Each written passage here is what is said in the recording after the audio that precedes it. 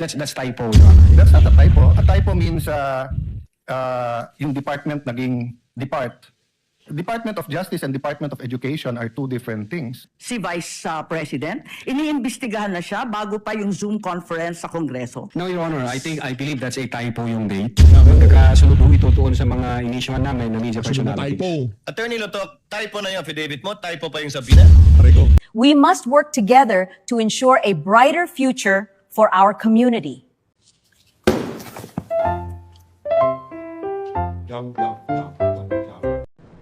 Objection, Your Honor, please. Objection, Your Honor, please.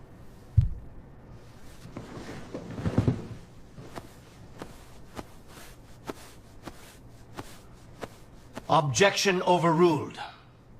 Here. Please!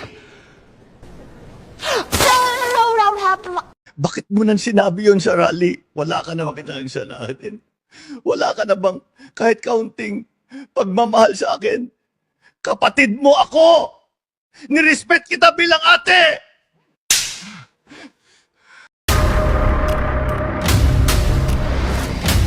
Bago tayo mag-umpisa, baka pwede nyong i-like ang video na to.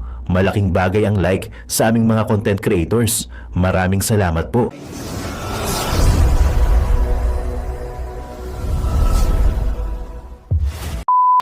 Senator Judge Alan Cayetano, thereafter Senator Judge Amy Marcos. Yeah. You may proceed, Senate President. Hindi na sinasali. Bumaba na sa wakas. Palakpakan natin. Ito si Wing Gatchalian.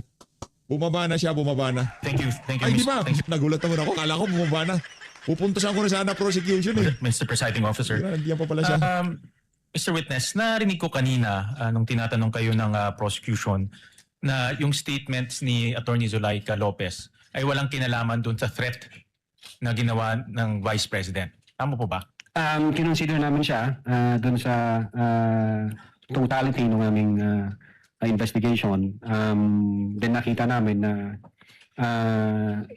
even before nung situation ni Attorney Zulaika, base doon sa attendances ng Vice Presidente, meron na ho siyang kinausap. So, Yan ang next na tanong ko. Ibig niyo ba sabihin na even prior to this video, meron na siyang nakausap na kinontrata? that's the attendances, Your Honor. Ang sabi niya, huwag kang mag-alala ma'am, sapagkat may kinausap na akong tao. Ang sabi ko sa kanya, pag namatay ako, patayin mo si BBM, si Lisa Marcos, si former speaker. So, nakita namin, may kinausap na siya. Even before the press conference was held on... Nakita o narinig. Nakita o narinig. Narinig niya may kinausap na. Pero dapat inanap yung kinausap niya. November 23, 2024. So base sa kanyang statements, sa inyong pag-aanalitika, meron na siyang nakausap na kinontrata? Yes, Your Honor. We believe na hindi naman ho magsisinungaling ang Vice Presidente nun kasi galit na po siya. Meron dito sa mga tanong ng counsel ng prosecution na yung mga term na ginamit niyo, serious and real threat. Tapos meron din kayong sinabi na serious and threat is actionable. Nasabi niyo yun over the course ng mga pagtatanong. Threat is actionable. I don't remember, Your Honor, using the word threat. Actionable threat. Your Honor. Threat is actual, sorry. Threat is actual. No? So, I take this to mean na meron talaga siyang kausap na kinontrata. That's what we believe, Your Honor. And kung yan ang paniniwala nyo, dahil ito ay pagbanta no, sa ating Pangulo, may ginawa ba ang NBI na imbestigahan kung talaga bang merong nakontratang gagawa nitong banta? Yeah, I think a couple of months ago may binuo ang aming direktor. Nagbuo siya ng task force to investigate threats against the life of the President. Kaya lang hindi na ho ako part nun, Your Honor. July 2025, nalipat na ho ako sa ibang region. So, wala na po akong idea. I think yung intelligence service namin at yung director, yun ho yung pwedeng makasagot, Your Honor. Actually, yun ang next na tanong ko dahil tayo dito sa ating bansa, sanay tayo sa whole of government approach, whole of nation approach. Yan. Dapat Whole of Senate approach, sabi mo. merong whole of agency approach, in this case, the NBI. Ang tanong ko, meron ba kayo mismo o kasama ba kayo mismo doon sa pag-iimbestiga ng actual na threat? yung pagkontrata ng tao na pwedeng gawin itong threat na ito. I believe so, Your Honor. The fact na mayroong binuong special task force. At kasali kayo doon. Hindi po ako kasali, Your Honor. Bakit hindi kayo kasali doon? Ako nagtataka dahil kung banta to sa buhay ng ating Pangulo at nanggaling sa opisina ninyo yung source, dapat kasali kayo. You mean, Your Honor, since nasa regional office ako, nung nagbuo ng task force, definitely, itatap nila yung mga regional offices. Na meron ba dyan sa region ninyo na information o intelligence na ganito? Meron hong ganong practice, Your Honor. Pero kayo mismo, kasali ba kayo doon sa nag-imbestiga nung actual, yung kinuntratang tao? At meron bang nakitang ganon? Hindi ko masasagot yan, Your Honor. Ang makakaalam po niyan, yung aming intelligence service kasi nasa 40 po nila yan at ang aming direktor. At meron bang ginawang coordination? Kasi ito, Pangulo, no less than our President. Meron bang ginawang coordination kayo o yung binawang task force ng NBI kasama ang nag-coordinate sa NSC, nag-coordinate sa PSG at sa iba pang mga national agencies dahil Pangulo natin to eh. Opo. Yun. Meron bang ganun na ginawa kayo o yung binuong task force? Well, insofar as the Cybercrime Division during that time, ang focus ho namin is yung investigation dun sa threat against the life vis-a-vis yung November 23, 2024 utterances. Now, insofar dun sa sinasabi niyo po, Your Honor, ang makakasagot po niyan, yung intelligence service po namin. Kasi ano na po yun eh. Para siyang deep dive intelligence gathering na po yun. Ang punto ko lang naman is sa ganitong napakahalagang banta, ini-expect ko sa NBI na meron. Anong mahalaga? Yung flood control o yung banta? Anong mahalaga? Yung buhay ni Marcos Jr. o yung trilyong pisong ninakaw sa pera ng sambayan ng Pilipino? Ang OA nyo naman? Kaya hindi binibili ng ating mga kababayan yung impeachment. Ano mahalaga? Buhay ni Marcos Jr. o yung trilyong pisong ninakaw sa kaban ng sambayan ng Pilipino? Meron silang whole of agency approach na kasama kayo dahil nanggaling doon yung... Yes, Your Honor. Yung binuho ng direktor na memo, nag-create siya ng task force. And then yung task force, tinatap po dyan lahat ng regional offices. Anong information meron kayo iba to dito sa central office? Anong resulta nun? Last question, Well, Presiding Officer. in so far as the NBI BARM is concerned, yung hawak ko pong region, meron kaming ongoing investigation pero hindi ho related doon sa kausap ni Sara. Meron kaming iniimbestigahan na nag-threaten sa presidente. As a matter of fact, na-identify namin. So, ongoing pa siya. Nag-aantay lang kami ng order galing sa taas kung ano yung guidance. Thank you, Mr. President. Thank you, Mr. Senate President. Noted and entered into the record. Senator Judge Alan Cayetano is recognized. You have 2 minutes, sir. Mr. President, susundan ko na yung kay Senator Win, Senate President. Yan. Yes po, Your Honor. Yeah, good afternoon, Mr. Witness. Nako, So, ito na. didiretsuhin ko na. Wala po ano muna natin itong ating SP. SP ng sambayan ng Pilipino. SP Alan Peter Cayetano. Palakpakan ho tayo mga kababayan. Ano?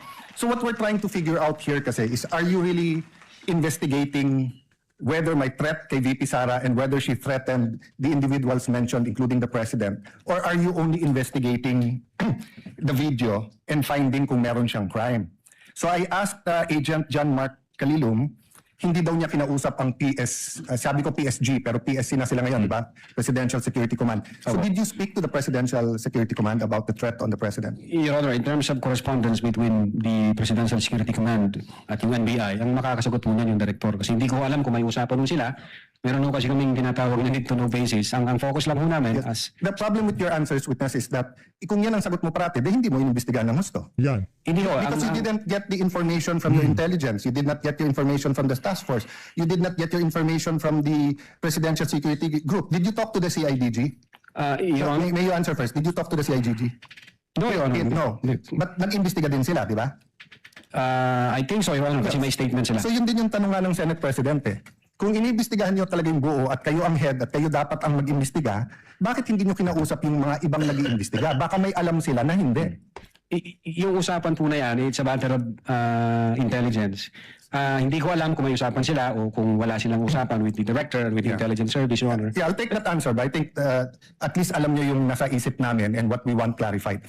Secondly, sir, all of you, yung apat, you signed the February 10, February 2025 NBI Affidavit of Investigation. Tama po ba, di ba? Yes, Your Honor, our affidavit of Tapos investigation. kasama dito yung verification nyo, basically saying that based on the records, tama tong lahat, no? Verification ng ano po, Your Honor? No? Sa dulo, nag-sign kayo ng verification. Verification of non-forum shopping, Your Honor? Yes, and that, aside from non-foreign shopping, give me some latitude because to explain the question. We read and understood its contents and the allegations therein are true based on authentic records. Yes, Your Honor. Yeah. So may mali ba dito? Factually, wala. Na-review mo naman to, no? May konting typo dyan, which is... Hindi typo, normal naman po, Your Honor. factual. So far as I'm concerned, Sino lahat po ba ng nag-prepare? ang team po namin with the... Tapos pinapirma sa inyo? Hindi ho, kami ho nagtulong-tulong, mag-draft ng affidavit of investigation, kung ano yung legal basis namin, and then we agree, and we concluded na ito yun. Then ito yun. someone And then- typed it up, then you signed. I asked this because nung tinanong ko kay Agent Mark John Calilom, sabi niya, Calilom, dito oh. nakalagay conditional, pero tingin niya absolute. You answered the same thing, it's absolute, pero dito nakalagay conditional. Conditional. The utterance itself, Your Honor, is what we called event-based condition, ang classification namin. Okay. Yun yung utterance, Your Honor. I'll take that answer. I think mas factual yun. But sa paragraph 51, was VP Duterte ever Secretary of the Department of Justice? Nako, No, Your Honor, Department of Education. Nakalagay dito, to recall, VP Duterte resigned as the Secretary of the Department of Justice, and she herself admitted that her relationship with the President has become toxic, and she would imagine her strangling him and cutting off her head. That's typo, Your Honor. That's not a typo. A typo means yung department naging depart. Department of Justice and Department of Education are two different things. Ang alam namin, sorry po. Yes, sir. Go ahead, sir. Yeah, Department of Education ang alam Yeah. namin. So, kasi I just filed my counter affidavit sa si girl, oh. ombudsman about yung obstruction of justice. Ilang beses ko kailangan basahin kasi nga, pag may mali, pinirmahan nyo na sinasabi nyo. No? But anyway, going back to the condition, you mentioned the case of SPO2 Hamata. Yes, sir. But isn't it true that the lis mota of that case was really res judicata and double jeopardy?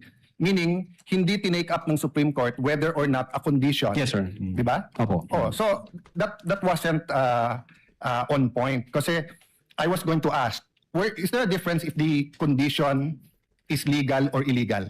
Di ba? So ano ba, pag sinabi ko sa yung, pag natanggal akong Senate President, patatanggal din kita. Okay. Unang-una, legal naman akong tanggalin na Senate President. We always vote. There's nothing there. But if illegal, o pag pinapatay mo ko, papapatayin din kita. Is there a difference if the condition of why I will act or why I'm threatening you is an illegal act? Well, under the law, Your Honor, it says there that even the condition is unlawful. So, regardless of the nature of the condition, Yes. sir. No, I want to get lang into your mind when you sign this because nga medyo novel yung case to for me. Even as a lawyer, I have to do more research and see anong ibig sabihin nito grave threats dito because you keep mentioning we keep mentioning here that this is the second highest official in the land and therefore pag trinete niya ang pangulo.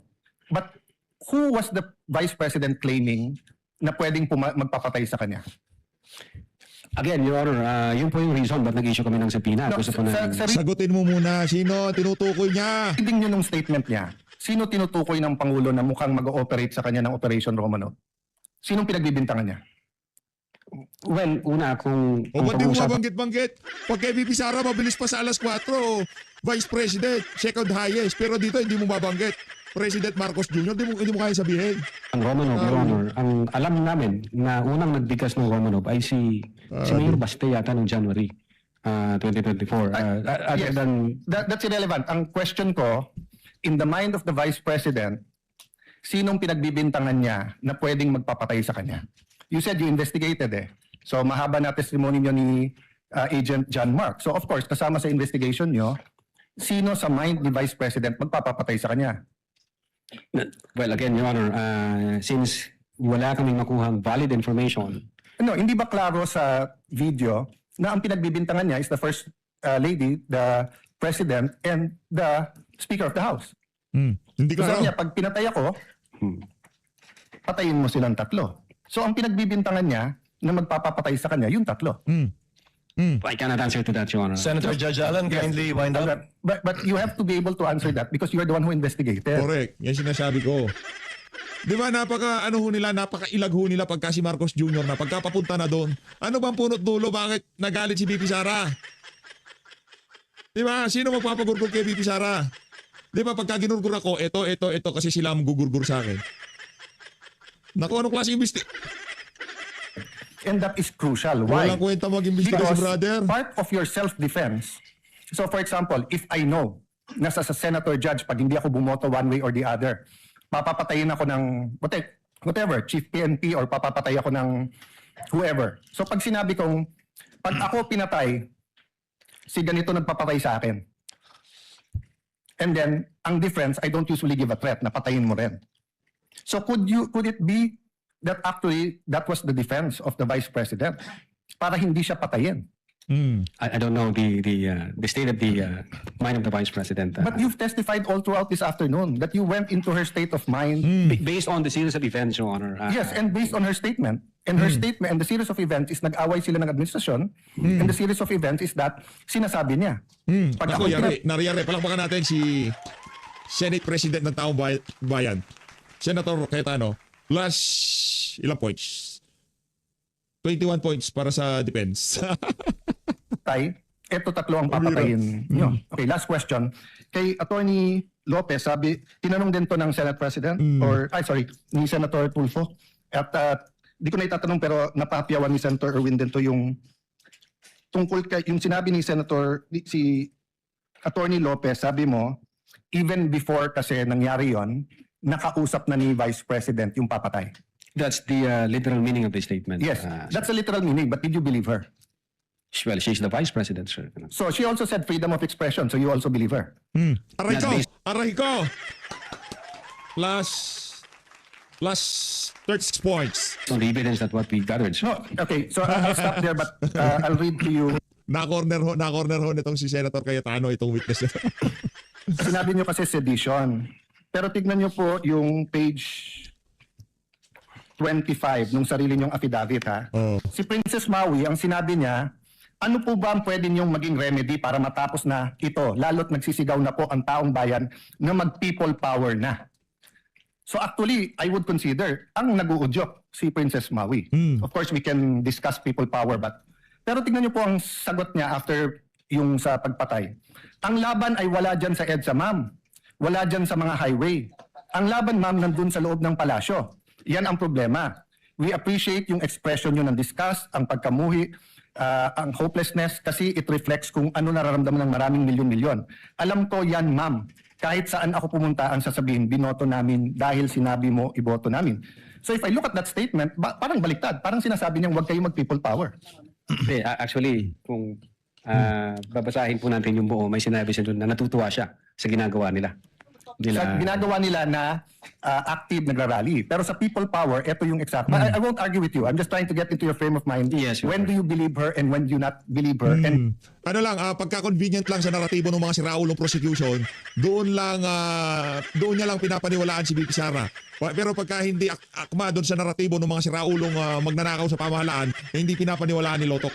Anak ng tawa, kaya pala may kaso ka, Brad. Ibang klase ka pala. what did you actually investigate? We based everything on the evidence that we've gathered. Thank you, Presiding Officer. Thank you, Mr. Witness. Opo. Thank you, Senator Judge Alan Cayetano. Senator Judge Marcos. Ang gandang sundan noong linatag na yon itong si Senator Cayetano. Galing, palakpakan natin. Good job. 10,000 points para sa defense. Thereafter, Bigyan natin Senator points. Judge Aquino. Yan. Senator Marcos, Doon sa ano na yun, 54 points to tayo. Grabe. Ibang klase. you may proceed, ma'am, when you're ready. Thank you very much, Presiding Officer. And Attorney Lontok, Yes, ma'am. nga pag-abot din Mapayat ulit, ha aton Senado. Opo, ma'am. Okay, I'd like to affirm lang yung sinabi mo kanina na nung nangyari nga itong hating gabi na interview ni Vice President sa Zoom, agad-agad in-orderan kayo, in-instructionan ng NBI na mag-imbestiga. Tama po yun? Hindi po, Your Honor. Sabado po yon, lunchtime, mayroon kaming meeting ako with the then Director Santiago. I think between 12 noon and 1 p.m. And then mayroong instruction na nanggaling kay Delta Santiago na, Jeremy, may kumakalat sa social media, may mga utterances na ginawa ang Vice Presidente. Imbestigahan natin. Since may cyber aspect ito, imbestigahan nyo na. Doon po nagsimula yun. Tama. So anong araw yon? Kasi andito sa inyong affidavit of investigation at yung sinabi ninyo na on even date, ang tinutukoy mo ba yung November 23 din? November 23, ma'am, kasi natapos ho ang... Oo, gabing-gabi kasi yon, di ba? Madaling araw po ng alauna, ma'am. That's right. So, nag-meeting kayo kaagad-agad? Ganun ba? Hindi, ma'am, hindi po kasi namin alam yun. Kailan kayo inutusan na mag-imbestiga?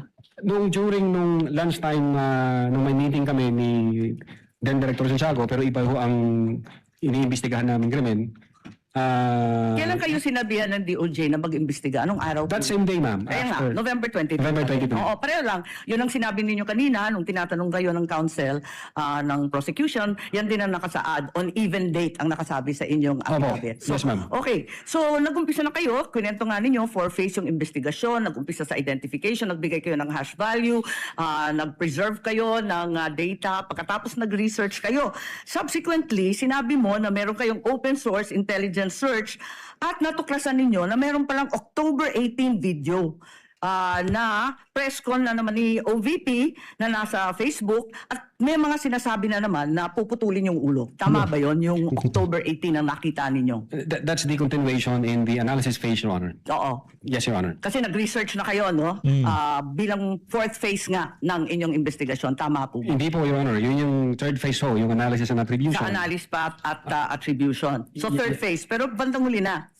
Ang pinagtatakahan ko, kung inutusan kayo ng November 23 na magkaroon ng investigasyon, bakit napakaaga? November 6, 2024, a subpoena was issued to ABS-CBN requiring them to submit an authenticated copy of the video pertaining to the 18 October press con. Nandito to sa affidavit ninyo, nasa page 8, number 14.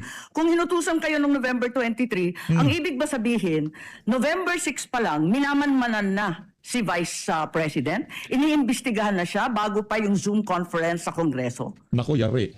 Plus point sa defense. Sabi ko na sa inyo defense huwag na kayong magsalita, kaya natin yan. No, Your Honor. I believe that's a typo yung date. O typo na naman! Pambira, pangalawang typo mo na yan Puro na lang typo!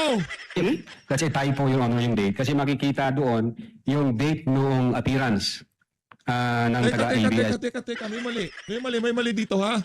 May mali. Anong typo pinagsasabi ditong witness na to? Doon sa Department of Justice, dapat Department of Education, typo. Dito sa date na mas maaga pa yung pag-imbestiga, pagmamatcha kay VP Sara kumpara doon sa mismong mga pronouncement niya. Typo na naman. Pampire, pasaran nyo na yung FBI. Puro kayo typo, mga abogado pa naman.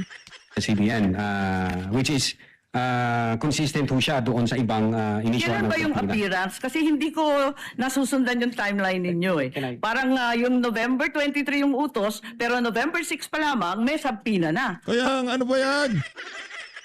Ano mga addict talaga kayo dyan sa NBI? Ganon, advance kayo mag-isip. Di lahat ha. Yung lang mga aso nito si Matibag ha. Maraming matitinong abogado dyan. So ibawi no? Oh. Ano ka ganun? Typo ho yan, Your Honor. Typo na no? Hindi ho yan, November Typo 6. na naman katulad ng Department of Justice. No, Your Honor. If I may refer to my notes, Your Honor. Oo, pakita mo na lang sa akin kasi nahanap ko hindi ko masundan eh. You may do so, This is counsel. page 6, Prosecution. number 14 po. Prosecution. November 6, 2024, subpoena to ABS-CBN.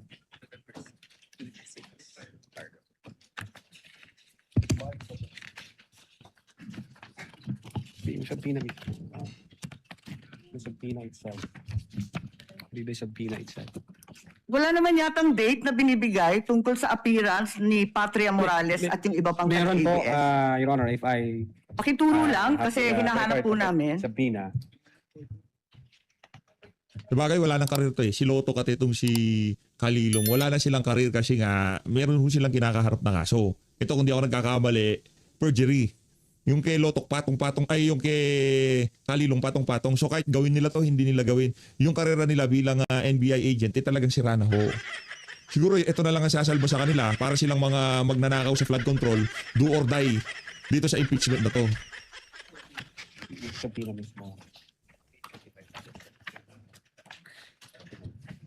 For information, the time of Senator Judge Marcos is over. Kindly. Walang kwenta tong oras-oras na to. Pagka nag-privilege speech yung mga taga-prosecution, walang time limit. Pagka senator judges, merong ini-extract na napakahalagang detalye. Merong time limit. Kabalbalan ho ito. Yes, but he's still responding Of to the course, same we'll wait for question the if you will allow. responses. Kalokohan ito. Itong policy nila na ito na 2 minutes. Kalokohan. Siya po yung matagal, hindi tayo. We're only counting your the questions that you asked. Not yet. Nag-react ka kasi. Ito talaga si Kilay. Bias na bias ka na nga dyan pa lang Neither are we counting the waiting time for the witness to answer. I-check ko lang po, Your Honor, para... Kasi yung mga sumunod na meeting, doon sa page 13, sa number 30 at sa mga sumunod, yung mga tinutukoy doon, yung mga media na nandun sa Zoom conference. Hindi naman siya yung ABS na humawak ng camera noong October 18. Iba naman yung mga tinutukoy doon eh. Attorney Lutok, the question of the Honorable Marcos is on page 6, paragraph 14. You said you sent a subpoena on November 6, 2024. Unfortunately, because the annexes are not part of the document marked, it's not here. So the question is quite clear. If it's a mistake, then what is the correct date of the subpoena? If I can see the real subpoena, Your Kindly Honor. talk to the mic, please. Yeah. If I can see the real subpoena, Your Honor, because the subpoena was signed by our Assistant Director for Investigation Service. As I said, unfortunately, it was not attached to your affidavit, and I doubt if it's one of those marked or pre-marked Wala. by the counsel for prosecutors. As he said and admitted earlier, he did not or they did not mark all of the annexes in your affidavit. Yes, Your Honor. If I may, check ko lang po, Your Honor, para sigurado ho. Wala sa'yo ngayon. Inaanap ko po rito. Wala nga pong annex yan eh. Wala sa annex at wala rin sa affidavit. Kasi yung mga media na tinutukoy sa ibang pahina, yung mga nag-interview nung Zoom conference. Dito ho yung certified true copy daw, Your Honor. If I may, Your Honor, please, can I assist on this regard, if the court will allow? Only if you can produce a copy of the November 6 subpoena, counsel. Kung wala, manahimik ka dyan. Your Honor, the documents are present. They are in the possession at present of the witness, Your Honor, please. They may not have been physically attached to the affidavit investigation, but they do exist in the records of the case as separate pre-marked documents, Your Honor, please. So it's here? Presiding officer, then is counsel saying that therefore the affidavit is defective or wrongful and that November 6 is not the right date? What then is the right date of With the all subpoena respect, to Your Honor, ABS? please, with all due respect, we object to the use of the term defective. Counsel, we shall await. Let the Yes. documents Maghintay be... ka, ito sinasabi ko sa'yo. Wala akong may minus, sige, para lang may minus ako. O plus kita tapos minus kita. Walang yaka. Maghintay ka sa ano mo, turn mo. Speak for itself. Yes, Your Honor, please. If it's there. The witness is now Because in it the was the process. witness who said that it was a mistake, not me. No, it doesn't make Oh, naku. Yung mata na yun pagka hindi ka ika nga natauhan, lugitan, ligutan, nato ka. the entire affidavit of investigation defective. No, I merely said the date was wrong. Because that's what he said. Yes, Your Honor. Manahimik ka, buwe. Nagalit si Ivy kay ligutan, oh. ayos.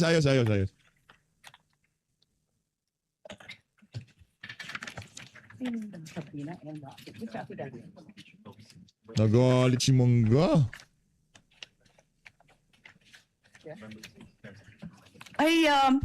It's just been brought to my attention that in fact, presiding officer, 2 documents were issued on November 6. Not only the subpoena to ABS-CBN, but further the affidavit of investigation regarding the October 18 press con.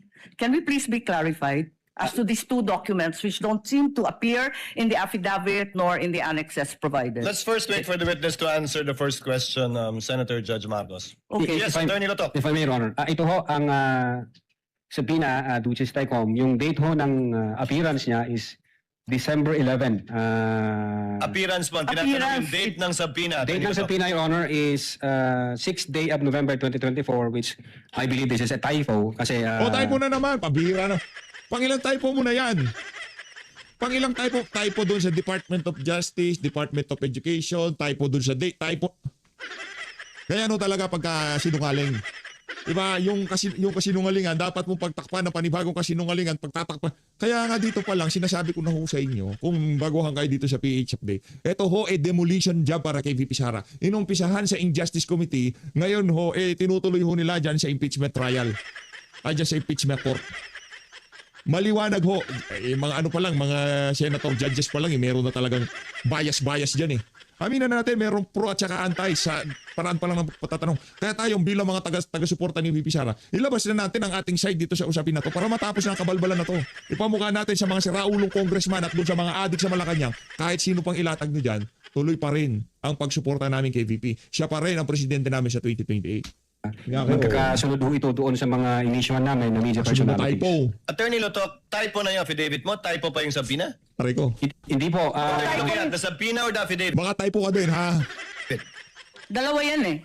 What are you looking at, Attorney Lotok? Subpoena, Your Honor. So the subpoena is dated November 6. Okay. It is- And the affidavit also is November 6. Dalawang typo carried over. Aray ko. Asan yung affidavit? Naku, galit si Mangga. Oh. Pagka ganyan na tumingin si Mangga, iba na yan. Iba na yan. Nakapisay niya pero galit yan. Di ba? Nakapisay niyan. Oh. Hindi ko pa nakita, ma'am, yung affidavit na November. Your Ikaw affidavit ang says pumirma November eh. 6. Pero patingin ako. Yung affidavit of investigation mo na binigay. Nagpapanik ngayon yung mga ibang senator dyan. Ano na si Lotok bumibigay na si Lotok. Kaya tayo dito. Pati yung amended, carried over din. Yung first draft na rineject ng DOJ, yung ikalawa, parehong November 6. Wag ko kasi sinungalingan. Sa ayaw sa gusto niyo guguho at guguho yan. Pirmado ninyo eh. Page 6. Patulong nga. Nangingi ng tulong si Lotok. Tulungan niyo ako. Ano ba itong pinasok ko na to? Counsel, Ano ba paragraph yan? 14 of his At affidavit. dahil dyan, pupuntos tayo sa defense. Dito sa ano na to, dito sa video na to, aabot ho ata tayo ng 100 points ha. Madalang lang ho ito mga kababayan, umaabot tayo ng 96-0 dito sa PH. Of investigation. Aray mo. Yes, Your Honor. It's November 6, 2024 ang nakasulat dyan. So typo din yan? Is it your testimony na typo din yan? I believe so, Your Honor. Kasi ang intention namin dyan is 11 December 2024. Anyway, Senator Judge Marcos, let the document speak for itself. That would be the best evidence of it, if at all, of the dates Thank you. of either the subpoena and or the affidavit. Yes, presiding officer, just to provide our witness a chance to correct himself for the documents, sa palagay mo, ano yung tamang date kung mali yung November 6? Same ho, Your Honor, doon sa mga subpoena na inisyu namin sa media personalities. Dapat magkakapareho. Yes, magkakasunod po yun. Okay, sige. Maraming salamat. Thank you very much, presiding officer. Damang salamat. Salamat po, ma'am. Thank you, Senator Judge Marcos. Senator Bamakino. And then we proceed to cross. Si Bambini mo Your na, Honor. Bambini. Yes, tayo. Attorney Pinlon. Kay Boy Pagpag tayo. Your Honor, regarding that matter, Your Honor, maybe just manifest, Your Honor, for the record that not only in paragraph 14, page 6, does the November 6, 2024 date appear, it also appears on the footnote. Footnote 12, November 6, 2024. So I don't think we just want to read for the record footnote 12, subpoena to Francis Toral, head, ABS-CBN News dated 06 November 2024. In addition to that, Ano typo na naman yan? if you look at the subpoena, and paragraph 14 also is on 06 November 2024, a subpoena was issued to ABS-CBN News. Typo na naman yan. Now, it is actually, it states that a copy of the video pertaining to the 18 October 24 press conference. And when you look at the subpoena itself, can you just ask for time?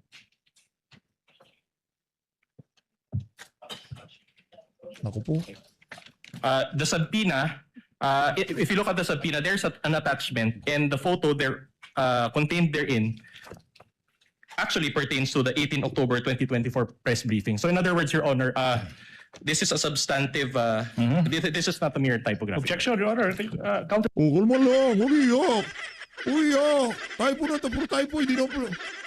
Manifestation that counts, the witness said it's typographical, that you are milking that and say it's The ma- substantial. the Just for the record, ito sa manifestation. The manifestation That's why it of counts. counsel Wala mo ka lang ang kapikuan. Ito naman siya. correspondent is duly noted insofar as the importance of your investigation that it falls under yung prima facie evidence with reasonable certainty of conviction. And nabanggit niyo po na fulfill po lahat yan, no? Kaya ho siguro nagkaroon ng first report at second report. Is that correct? Yes, Your Honor. And can you just for the record give us an idea, ano yung mga boxes that you have to fill in para pumasok po dito? You mean, Your Honor, yung comment ng Department of Justice dun sa first affidavit namin? Yes, to make it clear na it's indeed goes dito sa pumapasok siya dun sa prima facie evidence with the reasonable certainty of conviction. Well, basically, Your Honor, yung requirements na binigay ng DOJ from our point of view. Hindi naman sa pag-ano ha. Hindi na tayo galit dito kay Joel Traitor Villanueva ha. Sa tingin niyo ba mga kababayan, gusto ni Joel Villanueva na ma-impeach si VP Sara? Sa tingin niyo ba mga kababayan, hindi galit si Joel Villanueva doon sa mga individual na nasa likod ng panggigipit sa kanya? Pag nagkataon no talaga, Kunyari, patapos na tong termino nitong si Marcos Jr. O ngayon, sabi nito si Joel, bahala kayo, basta ako hindi ko i-impeach si Sara Duterte at magiging presidente siya at sigurado yari kayo lahat. Pali natin, no, si Joel Villanueva pala bandang huli, talagang babanggain niya itong administrasyon na to. Kung ikukulong niyo ako, okay lang, kulong niyo na ako, pero ilang buwan lang naman yan eh. Pagkatapos ng election, lalaya na rin naman ako. Parang ganda ating, hindi lalaya talaga sa totoo lang. Kung sakali, pagpasok ni VP Sara, lahat ng pinakulong ng administrasyon na to, diretsahan na. Mula kay dating Pangulong Rodrigo Duterte kung kailangan sundin siya ng Armed Forces of the Philippines doon sa daig. Sunduin siya doon. Alam mo na. Yun ang problema. Wala na tayong jurisdiction doon, no? For administrative requirement, hindi ho yun yung sustansya ng aming affidavit. Kasi hindi ho namin binago yung affidavit namin, yung pa rin ho yun eh. Ang nakita ho ng DOJ doon, yung affidavit ng, I think, authentication na kailangan i-attach, doon and others yung TSN affidavit of transcription, this is from our point of view to satisfy the requirements of admissibility. But as far as the substance nung aming affidavit, Your Honor, hindi namin binago yon nung yung pangalawang submit namin. So it didn't change. So that's part of your fourth stage, no, yung legal evaluation. In that stage, no, legal evaluation, no, was it considered, Mr. Witness, yung binabanggit ni Vice President and even some of the defense panel, no, na it is actually a conditional threat, and it appears that the Vice President during the presentation of the video is also getting threats. What can you say about that? Well, insofar as the threat against the life of the Vice President, the very reason why we issued subpoena and we sent letter for us to have the chance to talk to the Vice President and elicit some information, baka meron siyang may bigay na lead na pagsisimulan namin. Unfortunately, hindi ho siya nagpakita ng 2 beses at wala ho siyang may pinadalang representative. Kasi nga, hindi na siya magpapakita sa inyo. Kasi presidente ang nag-utos sa inyo para sampay yung kaso, gipitin si Sara Duterte. Puntakan yung NBI, sinugod ang Senado para pupunta sa inyo si VP Sara. Kaya naman, kung ngayon pa lang, yung mga senador bias na, yung mga ordinaryong Pilipino, lantaran na ho tayo magpakabias dito sa impeachment na to. Pakita na natin na kahit ano pang ebidensya, testigo, testimonya ang ilatag nila dyan, hindi mababago ang ating paniniwala na si Sara Duterte dapat maging presidente sa 2028. Tapos ang usapan. Para magbigay ng info, kahit info lang na mapavalidate namin, then matitrigger ho yung aming... But part of your investigation, did you pursue that? If indeed there is a threat to the Vice President? Yes, Your Honor. We check kami sa mga open sources. Nagtanong din kami. But again, insofar as the cybercrime division is concerned, limited ho kami doon, Your Honor, sa cases na may cyber aspect. Siguro ang makakasagot po niyan, yung aming intelligence service. Sila po ang may hawag dyan sa mga issue na yan. Kasi sila ho po yung recipient ng mga information from different But do you think it is important, if it is a conditional threat, it is also important to look at this aspect? Yes, Your Honor. Thank you. Mr. Witness, gusto ko lang maintindihan din yung standard na ginagamit ng National Bureau of Investigation. Kung hindi po ma-identify o ma-locate ang sinasabing assassin, does that automatically mean that the threat is no longer credible or actionable? Or does the NBI still consider the statements uttered and the surrounding circumstances and the totality of the evidence before deciding to proceed with further investigation? No, Your Honor. The threat was absolute. We follow the test of mens rea, Your Honor, in considering whether the threat is... Nga parang napanood ho nila itong si former Associate Justice, ang pangalan to, si Ascuna, yung mens rea. Kasi di man nila binabanggit dati yan pagkatapos nagsalita itong si Ascuna. Meron na mens rea, okay? Totoo. Una, we examine the utterances objectively and we interpret the same in light of the circumstances where the utterances was made, the manner in which they were spoken, the person to whom they were addressed, the relationship between the parties and the reactions of the recipients of those utterances, Your Honor. Yes, yes, thank you, Mr. Witness. I have here with me yung binanggit po niyo sa notes ko, yung 4 stages, identification and pag-preserve yung digital evidence, collection of evidence, analysis and attribution, legal evaluation, and then you have the 3 statements. Binanggit nyo rin tanggalin ulo niya, toxic relationship, and I always see myself cutting his head. Now, you also mentioned the factors considered: delivery manner, literal meaning, nature of the instruction, relationship of the parties, and last but not the least, yung utterances na binanggit nyo doon sa October 18 and November 20. Last question, Director Luntok. Bukod po dun sa authentication ng recordings, maaari nyo po ba sa amin ipaliwanag yung kung ano po yung mga naging batayan ng NBI sa pag-assess sa mga pahayag ng respondent? Halimbawa po, binabanggit po ninyo yung kakaibang bagay na nangyari dito sapagkat ang binabanggit nyo pong nagbibigay ng statement ay dun sa nakita nating video ay no other than our Vice President, no? Yes, So, Your Honor. did her position, her access or authority naka-apekto po dun sa how your investigation was conducted? Yes, Your Honor, as I've said a while ago during the direct examination, in the analysis phase, we considered the intent, the capability, and the motive, Your Honor. Kasama po yun, kinonsider po namin. The fact that she is the second highest official of the land, and definitely she's capable of doing so. And then there is that motive in the sense na may mga issues na sila, galit na ang Vice Presidente, then na-trigger dito sa November 23. And you would say it's not usual, the usual. It's not a usual. Thank you, Mr. Witness. Thank you, Mr. Presiding Officer. Thank you, Senator Judge Villanueva. We will be pausing for a break, Senator Bang. Point of order lang. Point of Mr. order, Presiding point of Officer, order. may hiningi What is po the tayo. pleasure of Senator Judge Aquino? No, just a point of order, Mr. Presiding Officer. May hiningi po kami sa defense na pagklaro. May we tackle this after the break if they have identified it in their pleading? This in relation to your question earlier. After the others shall have been able to speak, Senator Judge Aquino, we shall be pausing for a break for Dito sa PH update, wala namang break dito. Rekta ho kagad tayo. Tulfo Rafi is recognized for his intervention. You have 2 minutes, sir. You may proceed when you're ready. Maybe ask the secretary, the clerk of court, the location of the witness. Where is the witness? Kindly situate the witness at the witness stand. Henceforth, the clerk of court is directed to kindly make sure that if a time is given by the presiding officer, that the witness will already be at the witness stand by that time. Asa na?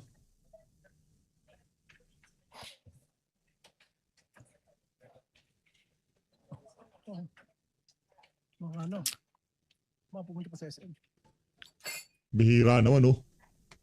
Yun. Tulfo, you may proceed. O yan, ito. Collab to. Prosecution tsaka Senator Judge Tulfo. Ha? Prosec collab to. Mr. Presiding Officer.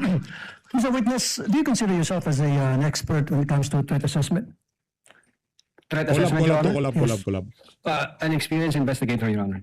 There's a difference between an investigator as opposed to threat assessor. Somebody who assess a threat being given against a person or individual. Kasama dyan, halimbawa, mag-imbestiga ka, tatanong ka sa mga testigo, tatanong ka sa mga taong nakarinig tungkol doon sa banta, titingnan mo yung security detail niya, saan siya nakatira, etc. Yes, Your Honor. Just an experienced investigator, Your Honor. As an experienced investigator. Opo. So sa ginawa mong pag-iimbestiga, whether or not merong real or imminent threat against the Vice President, sino-sino po yung mga naimbita nyo at na-interview? Yung media personalities po, Your Honor, from late Saiden Reyes to Bons Magsambol to others, lahat po sila tinanong namin kung kilala nila yung kinausap ni VP Sara, yung tao na kinontrata. Lahat po sila nagsabi na hindi nila kilala at wala silang alam doon. Did you also invite Princess Maui, yung influencer na nagtanong Yan, kay Princess VP Maui. Sara during that online press conference? I believe so, Your Honor. Patawag I si asked Princess the executive Maui. officers back then at ang sabi nila sa akin, hindi ho nag-appear chief. So, So you invited her pero she failed to appear. yes, Your Honor. Yun po, Gawin nating hostile witness si... yun po yung report sa akin ng aking mga executive officers. Okay, so masasabi niyo ba na talagang merong imminent threat, real and imminent threat against the life of the Vice President based on the investigation you conducted? Against the life of the Vice President, sir?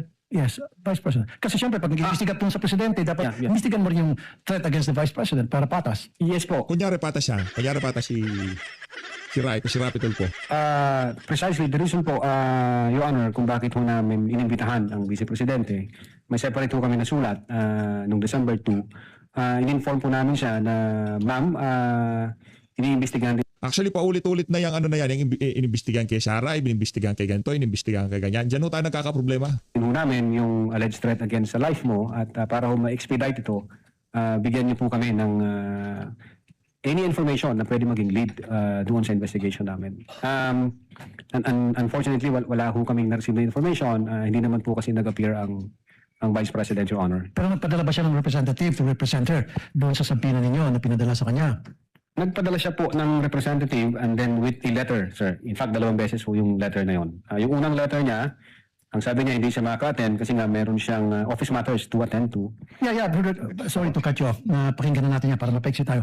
So, sino yung representative na pinadala niya at ano napag-usapan ng NBI investigator at saka ng representative ni VP Sara?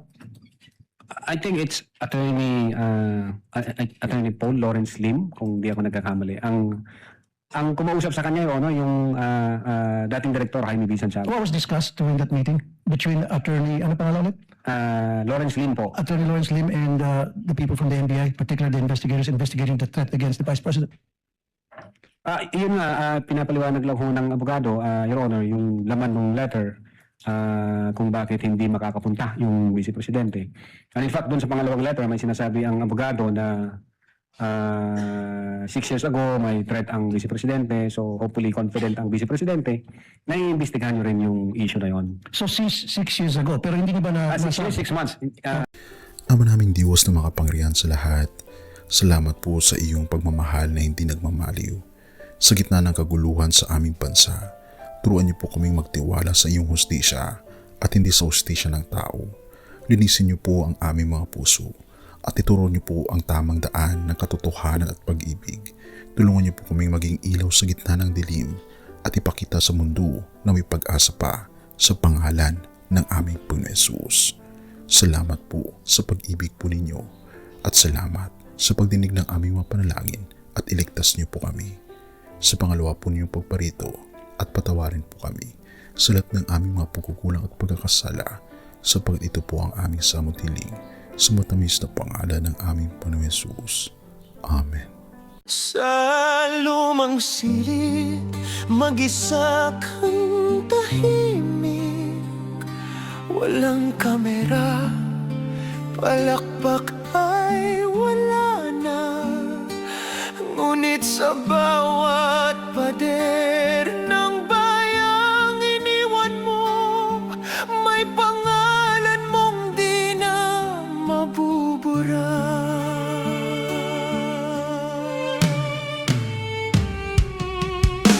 Minsan kang naging balikat ng mahihina, kalaban ng takot, kakampi ng masa. Di mo man laging nasabi ang tama, pinili mong ipaglaban ang madla. Hindi ka sakdal gaya naming lahat, pero tumindi ka ng walang pag-atras. At ngayong pagod ka na, tatay, kami naman ang sasalo ng bawat bigat.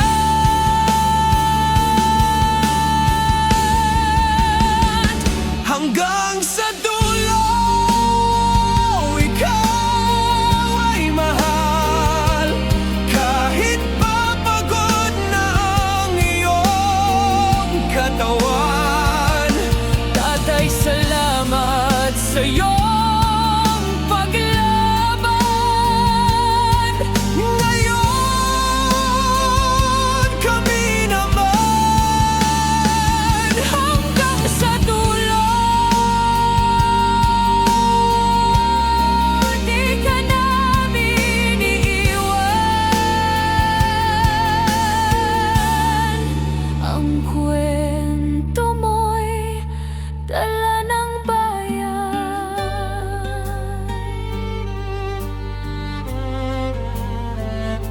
Tahimik ka na sa mga batikos, wala nang tugon, wala nang galit, pero sa mata ng mga maralita, naroon pa rin ang tapat mong alaala.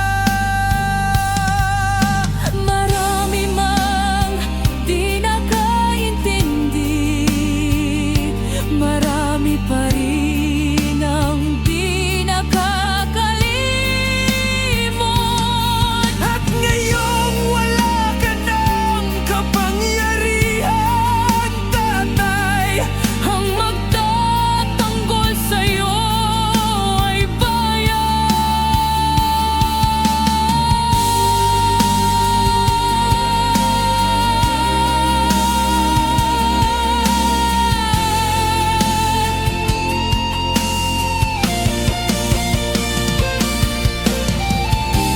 hindi ka nag-iisa kahit ngayon.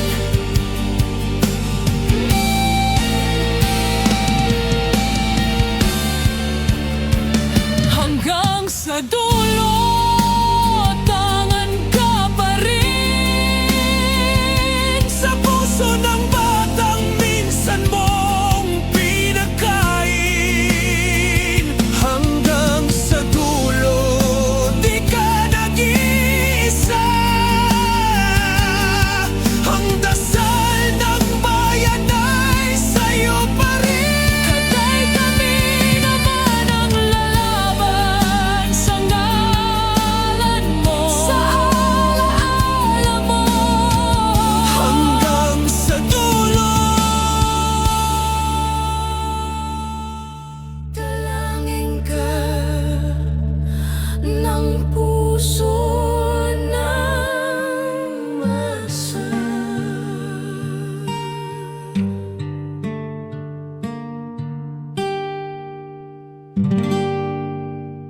At yun na nga mga kababayan, ano na ang masasabi mo? Kung mayroon kayong hinaing at komento patungkol sa balitang ito, please comment down below. Pag-uusapan natin yan sa comment section. At kung nagustuhan nyo ang video, ay huwag kalimutang mag-like at i-share na din para mas marami pang makaalam at umabot ito sa marami sa ating mga kababayan. Maraming salamat po. Mabuti pa ang sardinas, may label. Eh tayo, wala. Oo nga pala. Nay, ito na yung bayad ko sa isa, ano? O, kunin mo yung isa. Isa muna, iyan, no? Tapos, isa pa, di ba? 4 dapat na sardinas, eh. O, yan. 3 na. Pang-4 na sardinas. Okay na.